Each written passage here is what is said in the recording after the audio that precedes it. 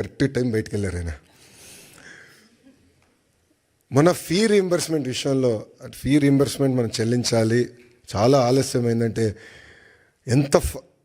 అంటే ప్రయారిటీస్లో ఇది ఇంక ప్రయారిటీ ఉంది, చేయాలి, మనం కంపల్సరీ చెల్లించాలంటే చాలా కష్టపడాల్సి వచ్చింది.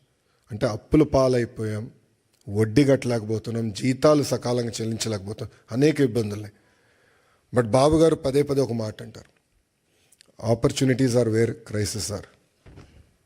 సో అందరం మన రాష్ట్రాన్ని పునర్నిర్మాణం చేసుకోవాలి. ఇప్పుడే రాము ఒక మంచి మాట అన్నారు, తెలుగులో ఆంధ్ర రాష్ట్రాన్ని వదిలేసి ఇతర దేశాలకు వెళ్ళి నంబర్ 1 అయ్యారు, కానీ ఆంధ్ర రాష్ట్రం వెనుకబడి ఉంది.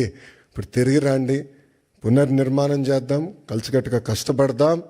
5 సంవత్సరాలు, ఎక్కువ సమయం అవసరం లేదు, 5 సంవత్సరాలు ప్రపంచానికి మళ్ళీ ఆంధ్ర రాష్ట్రం అంటే ఏంటో చేసి చూపించుదామని ఈ సభాముఖం మిమ్మల్ని అందరినీ కోరుకుంటూ,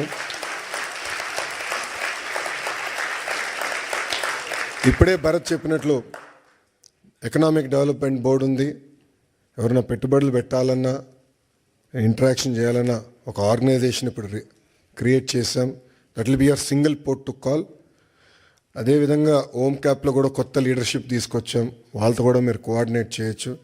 ఇక్కడ చాలామందికి నా వాట్సాప్ నెంబర్ ఉంది, చాలామంది నాకు మెసేజ్ పెడతా ఉంటారు. మీ ఫీడ్బ్యాక్ కూడా మాకు చాలా చాలా అవసరం.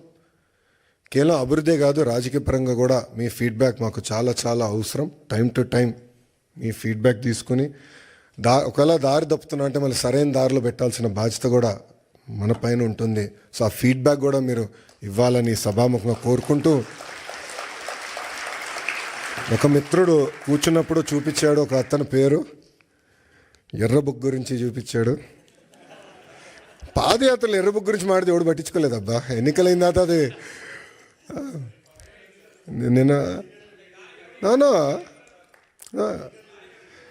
దాంట్లో డౌట్ వద్దు. మీరు చూస్తే నేను పాదయాత్రలో చాలా స్పష్టంగా చెప్పాను, ఎవరైతే చట్టాన్ని ఉల్లంఘించి ప్రజల్ని, కార్యకర్తలను ఇబ్బంది పెట్టారో వాళ్ళని వదిలేది లేదు అని చెప్పా. ఒక్క నిమిషం ఆగండి, ఇంకా ఇప్పుడే కాదు. అది ఎందుకు చెప్పానంటే అండర్లైన్ ఉంది అక్కడ, చట్టాలు ఉల్లంఘించారు, నేను ఎస్టాబ్లిష్ చేయాలని. ఇది కక్ష సాధింపు ప్రభుత్వం కాదు, కానీ నేను ఎస్టాబ్లిష్ చేసి యాక్షన్ తీసుకుంటాం. దాంట్లో ఎలాంటి సందేహం మీకు అవసరం లేదు. రిలాక్స్డ్గా ఉండండి, మీరు యాక్షన్ చూస్తారు. ఆల్రెడీ మొదలైంది, పూర్తి కూడా చేసే బాధ్యత మేము తీసుకుంటాం. చివరిగా ఇంకా నేను ఇప్పటికీ చాలా మాట్లాడా, గౌరవ ముఖ్యమంత్రి గారు మైక్ ఇవ్వాలి. చివరిగా మిమ్మల్ని అందరినీ కోరేది, గౌరవ ముఖ్యమంత్రి గారు స్పీచ్ అయిన తర్వాత నా కోరిక మేరకు గౌరవ ముఖ్యమంత్రి గారు అందరితో ఫోటోలు దిగుతున్నారు. ఒక్క నిమిషం దయచేసి క్రమశిక్షణతో మళ్ళీ అందరూ చనిపోయిన పడితే మీకు తెలుసు, చాలా జాగ్రత్తగా ఉండాలి. అందరూ డ్యాస్ పైకి రండి, 1 by 1 నీట్గా ఫోటోలు దిగి మళ్ళీ భోజనం కలవచ్చు. ఇప్పటికీ బాగా ఆలస్యమైంది. ఈ మీటింగ్ అయిన తర్వాత మళ్ళీ గౌరవ ముఖ్యమంత్రి గారు డావోస్కి వెళ్ళాలి, ఇండియా పెవిలియన్ ఓపెనింగ్కి వెళ్ళాలి. సో మీ అందరి సహకారం ఉండాలని మిమ్మల్ని అందరినీ కోరుకుంటూ, నాకు ఈ అవకాశం ఇచ్చిన మన ఎన్ఆర్ఐ టీడీపీ సభ్యులందరికీ పేరు పేరున నా హృదయపూర్వక ధన్యవాదాలు తెలుపుకుంటూ మీ అందరి నుంచి సెలవు తీసుకుంటాను.